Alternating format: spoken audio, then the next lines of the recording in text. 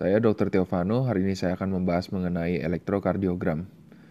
Jantung merupakan salah satu organ vital yang terus-menerus bergerak. Ini adalah gambar jantung yang sedang berkontraksi, di mana kontraksi ini dicetuskan oleh suatu aliran listrik yang direkam oleh elektrokardiogram. Untuk merekam aliran listrik pada jantung, perlu dilakukan pemasangan elektroda. Gambar ini menunjukkan lokasi pemasangan elektroda. Elektroda yang dipasang terbagi menjadi dua. Ada elektroda prakordial dan ada elektroda ekstremitas. Ketika pemasangan telah dilakukan dengan baik, maka aktivitas listrik jantung akan nampak pada monitor. Sehingga sesuai dengan arti nama pemeriksaan elektrokardiogram, yakni suatu gambaran yang merekam aktivitas listrik pada jantung. Apabila berbicara mengenai jantung, maka penting sekali untuk memahami depolarisasi dan repolarisasi. Pada gambar ini ada sebuah elektroda, di mana pada saat tidak terjadi depolarisasi maupun repolarisasi maka hanya nampak garis isometrik. Akan tetapi apabila pada depolarisasi, jika timbul suatu arus listrik yang bergerak menuju ke arah elektroda yang dipasang, maka akan menghasilkan suatu gambaran defleksi positif. Sedangkan apabila suatu arus listrik bergerak pada arah menjauhi elektroda, maka gelombang yang akan timbul berupa gelombang defleksi negatif yang berlawanan dengan defleksi positif. Sedangkan untuk fase repolarisasi, yaitu fase pada saat istirahat yang berlawanan dengan fase depolarisasi, gelombang yang akan muncul berlawanan dari fase depolarisasi, di mana pada saat arah listrik menuju ke elektroda, akan muncul gelombang defleksi negatif. Seperti yang tampak pada gambar ini. Akan tetapi apabila arus listrik bergerak menjauhi dari elektroda, maka akan menimbulkan gelombang defleksi positif. Ini adalah gambaran perbandingan gelombang yang muncul pada fase depolarisasi dan repolarisasi.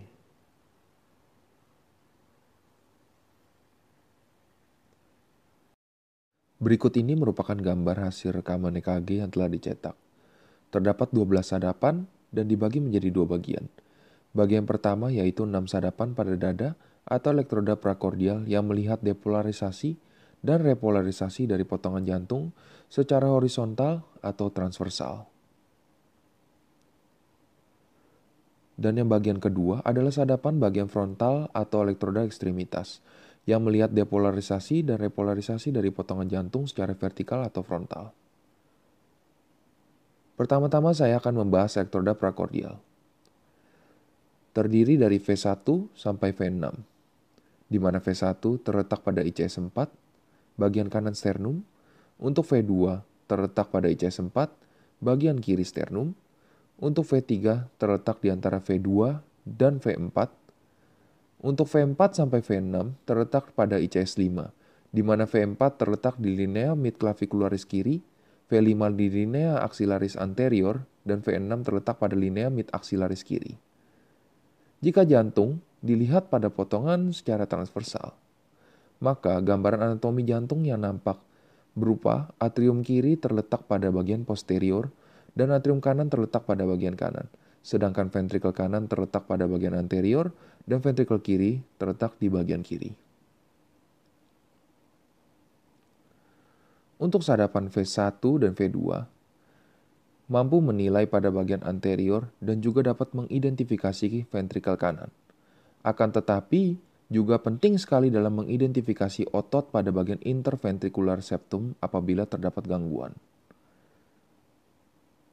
Sedangkan untuk sadapan V3 dan V4, mampu menilai bagian anterior jantung dari ventrikel kiri. Dan untuk V5 dan V6, mampu merepresentasikan bagian lateral ventrikel kiri. Sehingga pada rekaman aktivitas listrik, sadapan V1 sampai V6 akan nampak gambaran EKG sesuai dengan gambar yang tertera pada bagian kiri. Selanjutnya akan dibahas mengenai sadapan frontal atau elektroda ekstremitas. Untuk elektroda ekstremitas dibagi lagi menjadi dua, yaitu ekstremitas standar di lead 1 sampai 3 dan vektor augmentasi AVR, AVL, dan AVF.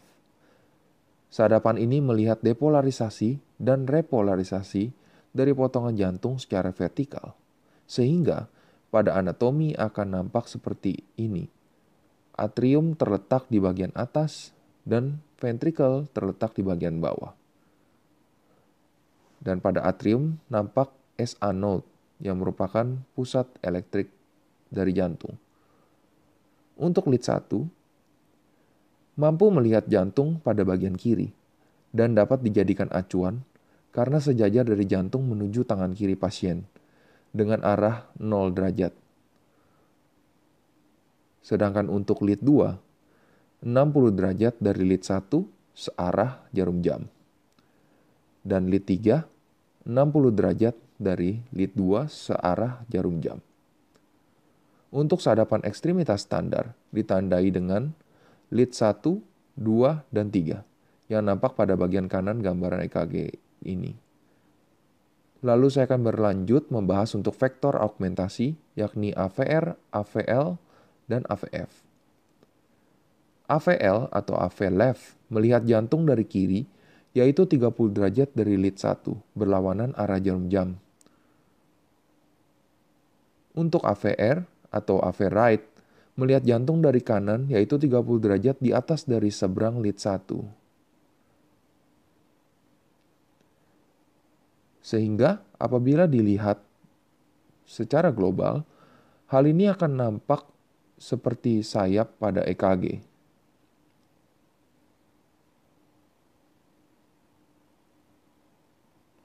Dan untuk AVF, mampu melihat jantung dari bagian inferior, yaitu 90 derajat dari lead 1 searah jarum jam.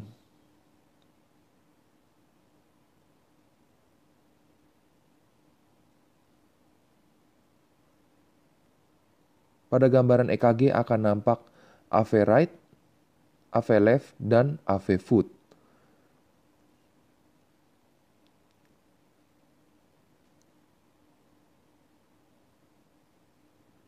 Dengan demikian, inilah gambaran pada sadapan frontal, yang mana sadapan frontal ini sangat penting untuk membahas mengenai kelainan-kelainan pada jantung,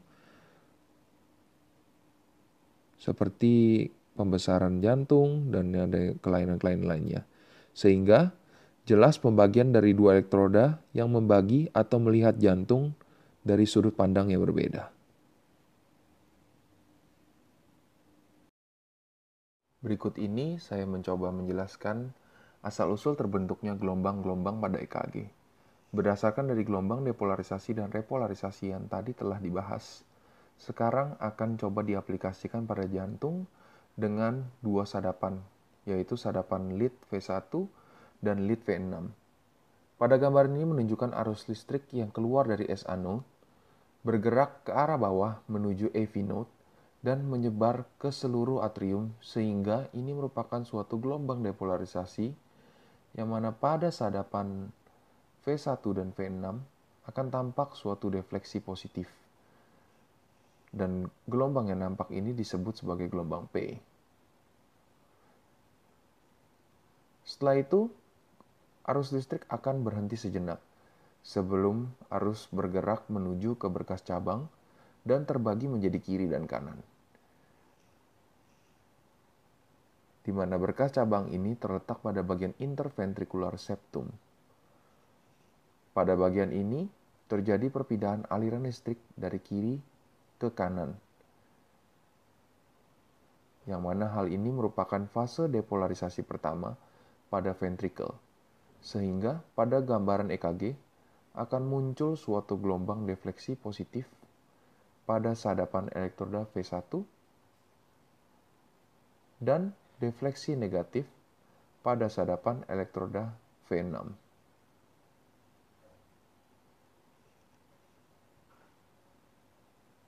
Gelombang ini merupakan gelombang Q pada rekaman EKG.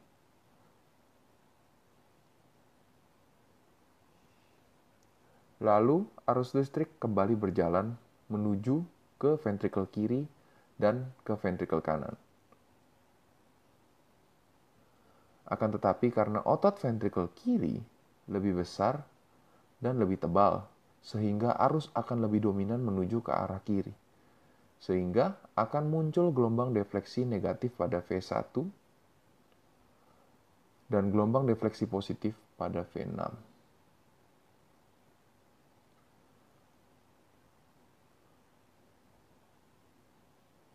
Gelombang yang muncul ini merupakan suatu gelombang R dan gelombang S.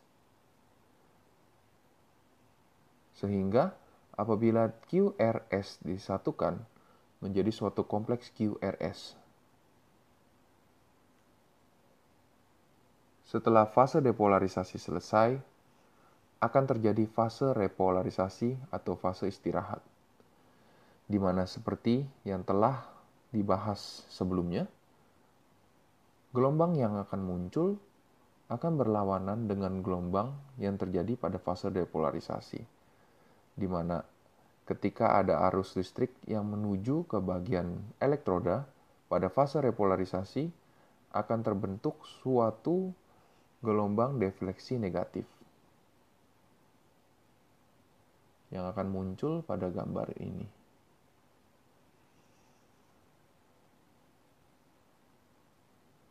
Apabila menjauh akan timbul gelombang defleksi positif.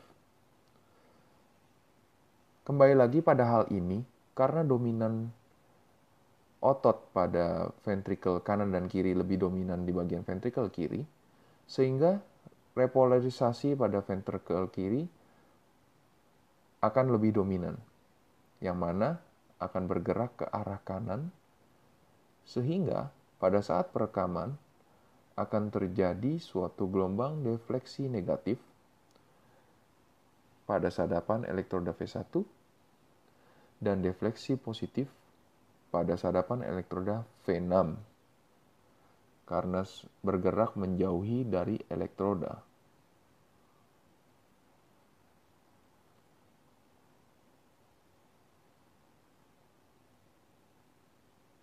Dan gelombang ini yang muncul disebut sebagai gelombang T.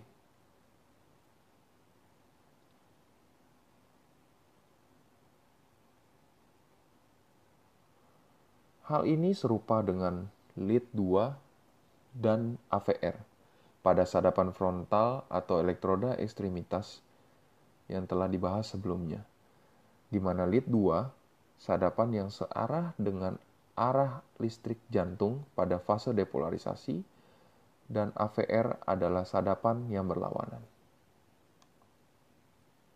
Setelah mengetahui tentang bagaimana proses terbentuknya gelombang depolarisasi dan repolarisasi, sekarang saya akan membahas mengenai gelombang-gelombang yang terekam oleh sadapan di gambar EKG. Terdapat gelombang P, kompleks QRS, gelombang T, segmen ST dan segmen PR, interval PR dan interval QT, seperti gambar yang tertera di sini, serta saya akan membahas mengenai keterkaitan masing-masing gelombang yang tampak pada gambar EKG dengan aktivitas yang terjadi pada jantung secara langsung. Munculnya aliran listrik pertama kali di jantung dicetuskan dari suatu titik pacu jantung yang terletak pada atrium kanan yang bernama SA node. Lalu, dari SA node, aliran listrik akan menyebar menuju ke arah atrium kanan, lalu menuju ke arah atrium kiri. Hal ini diikuti oleh munculnya suatu gelombang defleksi positif pada rekaman EKG yang dinamakan sebagai gelombang P, dan gelombang ini merupakan gelombang depolarisasi atrium. Setelah selesai dari fase depolarisasi atrium, aliran listrik akan bersatu masuk menuju AV node, sehingga pada gambar EKG menjadi suatu garis isometris yang disebut sebagai segmen PR. Pada segmen ini merupakan fase antara akhir depolarisasi atrium dengan awal depolarisasi ventrikel. Lalu listrik akan masuk menuju AV node. Berikut ini adalah ilustrasi proses kontraksi jantung terutama pada bagian atrium, beserta dengan aliran listrik yang berasal dari SA node dan menyebar ke permukaan atrium, hingga kemudian bersatu menuju AV node yang mengakibatkan kontraksi atrium kanan dan atrium kiri terjadi. Pada fase ini, darah dari rongga atrium akan diejeksi masuk menuju ke rongga ventrikel. Fase ini merupakan suatu fase depolarisasi atrium.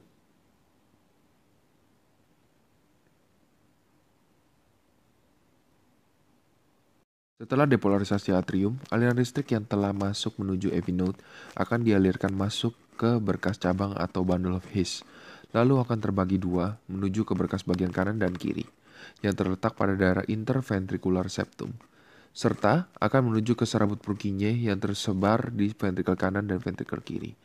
Fase ini merupakan fase depolarisasi ventrikel atau kontraksi ventrikel. Dan pada gambar EKG akan muncul gelombang Q, gelombang R, dan gelombang S, yang mana ketiga gelombang ini disebut sebagai kompleks QRS. Berikut ini adalah ilustrasi proses kontraksi jantung, terutama kontraksi ventrikel, beserta dengan aliran listrik dari AV node menuju ke berkas cabang atau bundle of His, lalu menuju ke berkas kiri dan kanan, serta menuju ke serabut Purkinje, sehingga terjadi kontraksi ventrikel dan terjadi pengosongan darah dari ventrikel kiri menuju aorta, sedangkan untuk ventrikel kanan akan menuju ke arteri pulmonalis. Setelah fase depolarisasi ventrikel, akan terjadi fase repolarisasi ventrikel, yang ditandai dengan timbulnya suatu gelombang defleksi positif disebut sebagai gelombang T. Fase ini disebut sebagai ventricular diastole. Pada akhir fase depolarisasi menuju ke awal fase repolarisasi, tidak ada aliran listrik yang terjadi, sehingga akan muncul suatu gelombang isometrik pada EKG dan disebut sebagai segmen ST. Untuk menentukan waktu dari pertama kali terjadi depolarisasi ventrikel hingga akhir dari depolarisasi ventrikel disebut sebagai interval QT. Demikian hal ini akan terjadi terus-menerus dan berulang-ulang, sehingga terjadinya kontraksi dan relaksasi jantung secara bergantian dan berkesinambungan secara terus-menerus.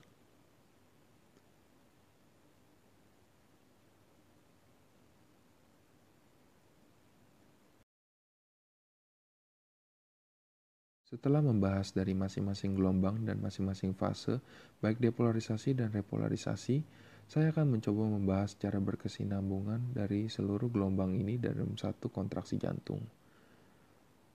Listrik dimulai dari SA node akan menyebar melalui atrium kanan dan atrium kiri, sehingga pada fase ini akan timbul suatu gelombang defleksi positif atau gelombang P, yang mana akan terjadi pengosongan darah dari rongga atrium menuju ke rongga ventrikel. Fase ini disebut sebagai fase depolarisasi atrium. Lalu listrik dari SA node akan masuk menuju AV node. Pada fase ini, tidak ada aliran listrik yang terjadi sehingga akan timbul suatu garis isometrik dan disebut sebagai segmen PQ. Lalu listrik akan menuju bundle of His dan terbagi dua menjadi berkas cabang kanan dan berkas cabang kiri. Lalu terjadi perpindahan listrik di interventricular septum dari kiri ke kanan sehingga menimbulkan suatu gelombang Q. Lalu setelah itu, listrik akan menyebar ke bagian serabut Purkinje yang ada di ventrikel kiri dan ventrikel kanan, akan menimbulkan suatu gelombang R dan gelombang S. Di sini merupakan suatu kompleks QRS. Dan pada fase ini merupakan fase depolarisasi ventrikel sehingga terjadi pengosongan darah dari ventrikel kiri menuju aorta dan ventrikel kanan menuju arteri pulmonalis. Dan pada fase akhir depolarisasi menuju awal repolarisasi ventrikel disebut sebagai segmen ST, lalu untuk fase repolarisasi ventrikel disebut sebagai gelombang T. Demikian kontraksi jantung akan terus-menerus berkelanjutan secara berkesinambungan. Terima kasih banyak atas perhatiannya.